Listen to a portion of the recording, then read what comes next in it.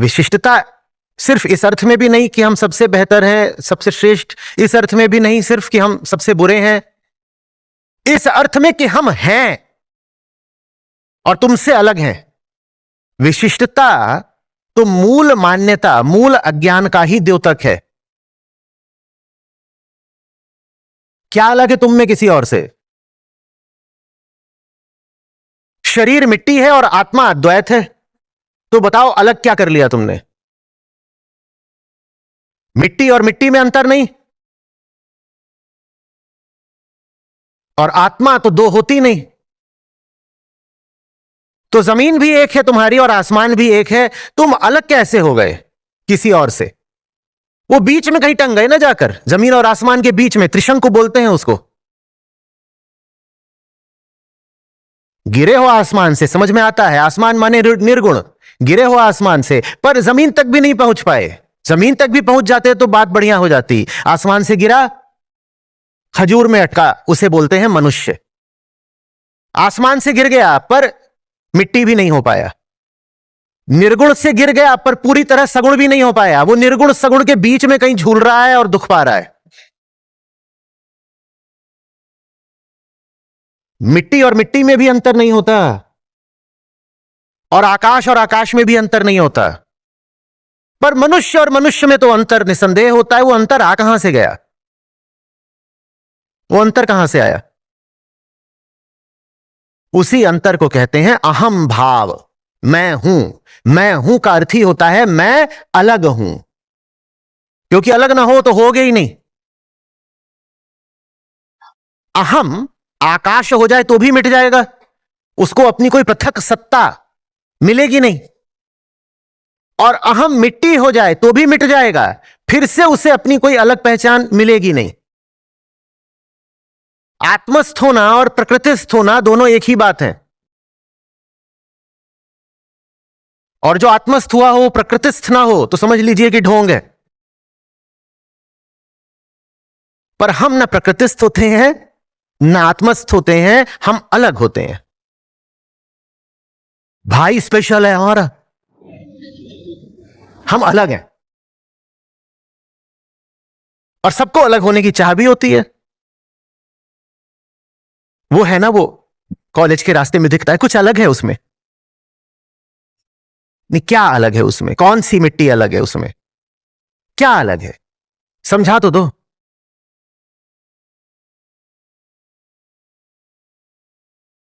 इतने ही तरीके के ब्लड ग्रुप होते हैं, ठीक है। दिल भी भीतर एक ही होगा, 8-7 तब तो नहीं होंगे। किडनी भी तीसरी नहीं देखी गई, हां एक कम हो सकती है। अलग क्या है? वही जो सबको अपने आप में अलग दिखाई देता है, उसको अहंकार कहते हैं। बुरा लग रहा है किसी को?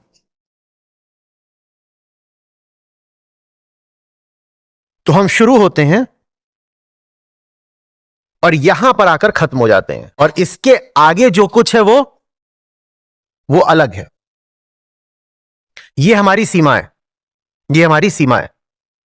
ये खाल जो है एक थैला है, थैला है जैसे मश्क होती है, और उस थैले के भीतर जो भरा हुआ है वो मैं हूं।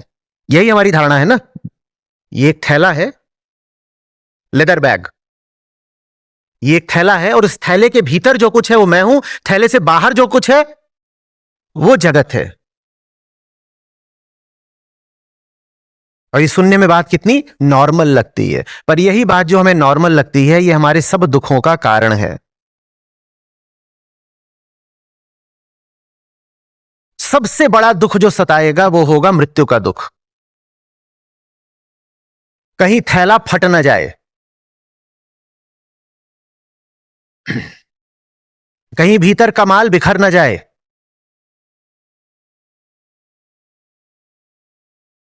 हम्म। तेरी गठरी में लागा चोर मुसाफिर, कोई आकर मेरी गठरी से माल हड़प न जाए।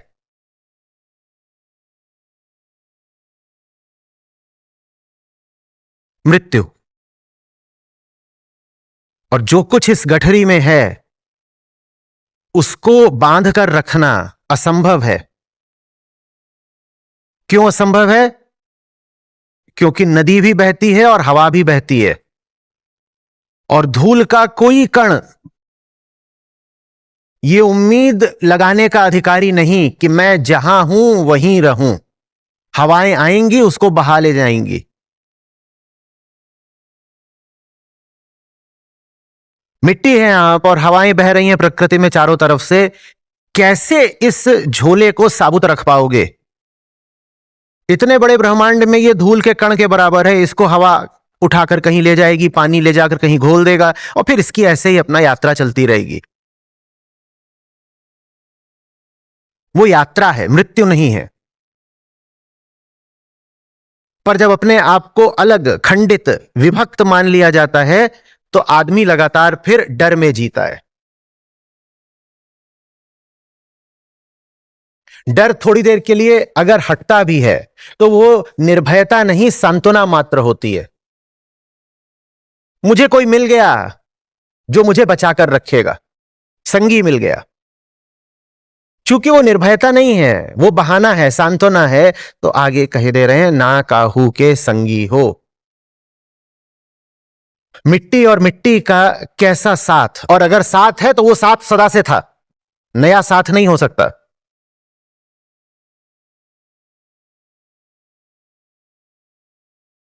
सागर की दो बूंदों का कैसा साथ, और अगर साथ है तो वो साथ हर बूंद के साथ है। किन्हीं 2 या 5 या 15 बूंदों के मध्य कोई विशेष संबंध नहीं हो सकता। पर विशेष संबंध हम बनाते हैं, सांत्वना पाते हैं, बिना ये जाने कि ये सांत्वना और बड़े दुख का कारण बनेगी। 4 को अपना बनाकर हम 4 करोड़ को पराया कर देते हैं, ये कहकर कि संगी मिल गया, अपना मिल गया, स्वजन मिल गया, परिवार मिल गया, कुटुंब मिल गया, मित्र मंडली मिल गई, ये मेरे हैं, मुझे मेरा कबीला मिल गया।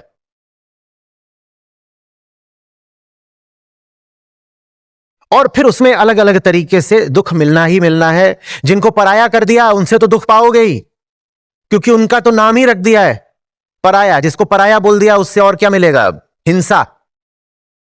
और जिसको अपना कह दिया उससे होंगी उम्मीदें,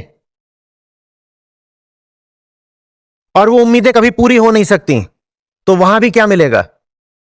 अपने और पराये के मध्य रेखा खींचते ही पराये से तो दुख पाओगे ही, अपने से भी दुख पाओगे। पराया दुख देगा क्योंकि उसे पराया घोषित कर दिया, अपना दुख देगा क्योंकि वो तुम्हारा हो नहीं सकता। हमारे लिए तो हमारा वो है ना, जो हमारा सूनापन दूर कर दे, जो अपूर्णता मिटा दे हमारी, यही उम्मीद रखेंगे ना हम कि अब हमारे हो तो हमारा अधूरापन मिटा देना हमारी जिंदगी में। ये वो कभी नहीं कर पाएगा, कोई हमारी आशाएं पूरी नहीं कर सकता। और जब वो आशाएं पूरी नहीं कर पाएगा तो फिर हिंसा, पराये से भी हिंसा और अपने से भी हिंसा। लेकिन आम भाषा में आप किसी को कहें कि ये मेरा संगी है, साथी है, तो ये बात अहंकार का सूचक नहीं मानी जाएगी, नहीं मानी जाएगी ना। जैसे थोड़ी देर पहले उदाहरण लिया था, कोई आपको बोले अहंकारी हो तो बुरा लगेगा, पर कोई आपको बोले तुम मेरे साथी हो तो बुरा नहीं लगेगा, जबकि उसने दोनों बार एक ही बात बोली है।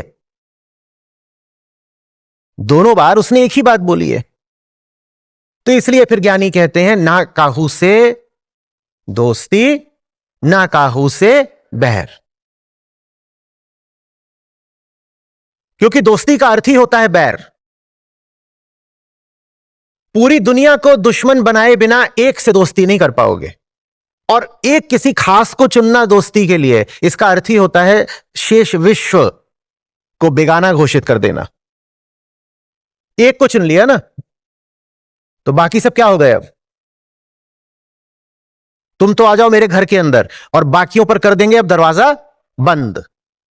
खींच दी ना दीवार, लगा दी ना कुंडी, शुरू हो गई हिंसा।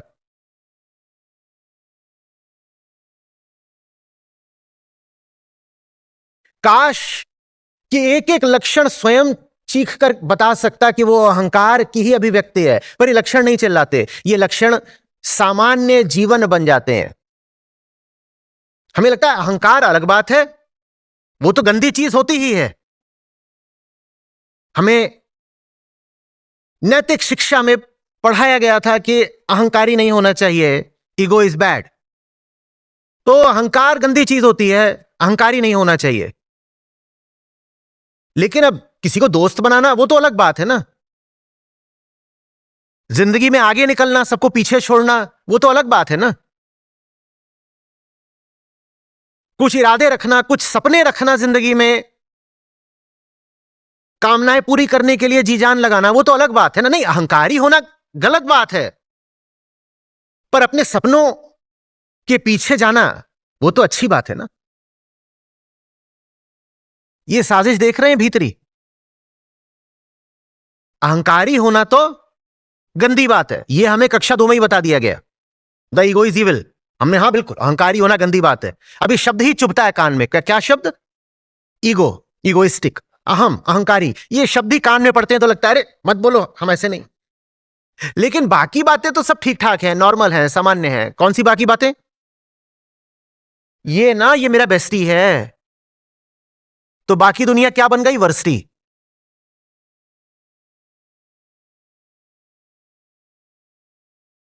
आ रही बात समझ में?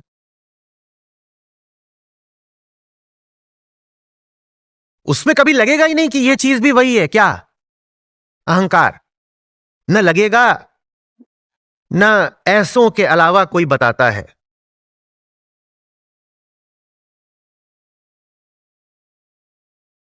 कहां मिलता है संत साहित्य में भी कोई जो कह पाए कि ना काहू से दोस्ती, ना काहू से बैर कहने वाले तो फिर भी मिल जाएंगे।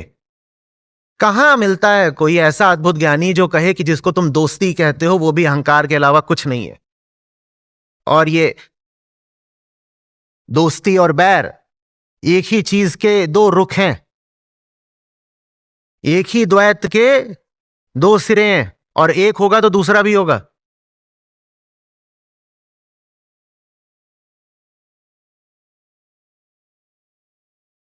बात आ रही है समझ में?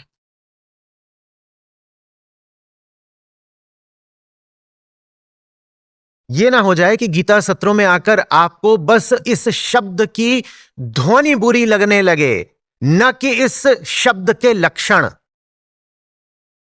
ध्वनि तो बुरी लगने ही लगेगी बार बार। महीने में 15 रोज एक आदमी यहां बैठ करके यही कहे जा रहा है अहंकार, अहंकार, अहंकार। यानी लानत है इस शब्द पर ही लानत है। नहीं समझ में आया हो तो भी इतनी बार बोला, कान पक गए सुन सुन के। किसी को हिंदी ना भी आती हो तो भी वो अहंकार बैड। कुछ तो बात होगी ना। एक आदमी हर दूसरे दिन बैठ जाता है कुर्सी पर और 3 घंटे तक बस अहंकार, अहंकार, अहंकार करता रहता है, तो कुछ तो बुराई होगी इसमें। अहंकार हटा दो, बेकार। हमें समस्या हो तो गई है, पर किससे? और उसी की जो अभिव्यक्तियां हैं उनको हम दिल से लगाए बैठे हैं। उसी की अभिव्यक्तियां क्या हैं? मैं ना चाहती हूं ना, मैं 35 से पहले मैं ये सब इतने से कुछ काम है मैं ये करना चाहती हूं। हाँ, नहीं बेटा है मेरा, वो मेरे जैसा नहीं है, तेज तर्रार है, उसके सपने हैं और गो गेटर है, कुछ करके दिखाएगा। जिद पक्की है उसमें, एम्बिशियस है।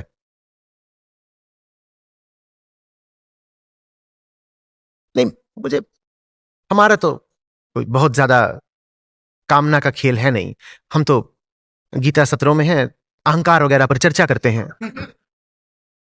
पर अपने बेटे पर नाज है मुझे, काफी एम्बिशियस है, बहुत आगे तक जाएगा। बहुत ऐसे बैठे होंगे यहीं पर, अपने बेटे पर नाज है मुझे, उसके अरमानों में बड़ी धार है।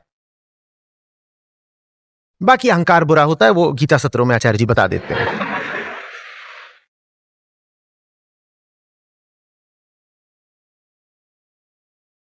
है ना?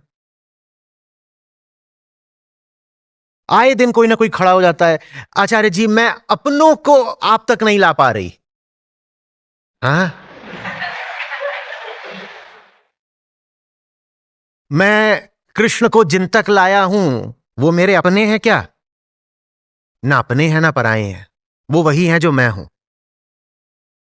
मैंने गिना था कि अपनों तक लाऊंगा? न ये भाव आया कि अपनों तक ला रहा हूं, न ये भाव आया कि परायों तक ला रहा हूं। और आप दुख में फंसे ही इसीलिए हो, काम आपका अटक ही इसीलिए रहा है क्योंकि खड़े हो जाते हो हर दूसरे दिन रोने के लिए कि वो मैं मम्मी जी को नहीं समझा पा रहा। अरे तो जो पड़ोस में रहती हैं वो भी मम्मी जी ही हैं, और जो दूसरे शहर में रहती हैं वो भी मम्मी जी ही हैं। तुमने एक को ही काय मम्मी जी मान रखा है? हम्म। नहीं पर मतलब, नहीं बाकियों को कर लेंगे पर वो मतलब अपनी फैमिली को बस। तुम उन्हें क्या गीता तक लाओगे?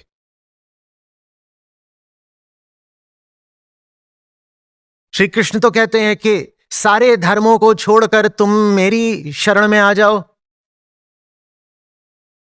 तुम तो कोई और ही धर्म पकड़े बैठे हो और तुम कह रहे हो कि तुम उनको कृष्ण तक ले आना चाहते हो। क्या तुम स्वयं ही कृष्ण तक पहुंचे हो? अगर तुम अभी 4 लोगों को ही अपना परिवार कह रहे हो तो क्या तुम खुद भी पहुंचे हो कृष्ण तक? तो इसीलिए तुम्हारे मुंह पर लिखा है कि तुम ही नहीं पहुंचे हो कृष्ण तक। जितना तुम जा करके तथा कथित अपनों के साथ जोर लगाओगे उतना तुम उन अपनों को ही साबित कर दोगे कि तुम उन्हें जहां ले जाना चाह रहे हो तुम ही वहां तक नहीं पहुंचे हो।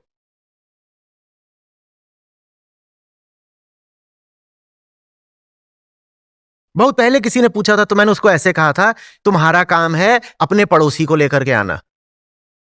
तो उसने कहा फिर मेरे पापा को कौन लाएगा? मैंने कहा तुम पड़ोसी को लेकर आओ, पड़ोसी तुम्हारे पापा को ले आएगा, और सदा ऐसा ही होगा।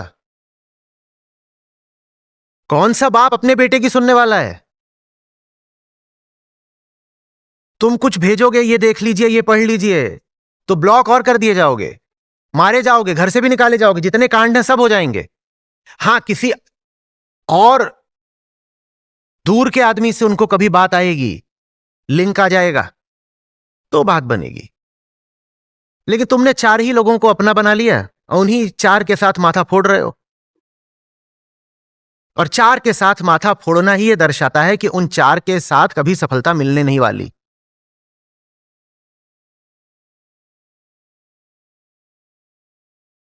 तुम उनसे कह रहे हो मैं आपको निरहंकार कर दूंगा, और उनसे कहना ही तुम्हारे अहंकार को दर्शाता है। तो तुम कह रहे हो कि मैं अपना अहंकार प्रदर्शित करते हुए आपको निरहंकार कर दूंगा। बड़ी तार्किक बात करी।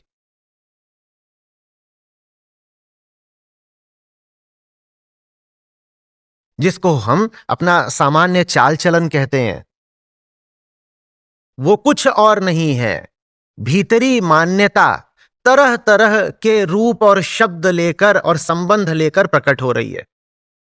इसीलिए इतनी बार आपसे कहता हूं, जिसको आप ऑब्वियस या नॉर्मल या कॉमन सेंसिकल कहते हैं उससे सावधान रहें। जो चीज आपको बड़ी सामान्य साधारण लगती है वो आ तो उसी केंद्र से रही है ना, पुराने, पर चूंकि वो आपको सब में दिखाई देती है तो ऐसा लगता है जैसे कॉमन है। ये तो बहुत नॉर्मल बात है। नॉर्मल है, ठीक नहीं है।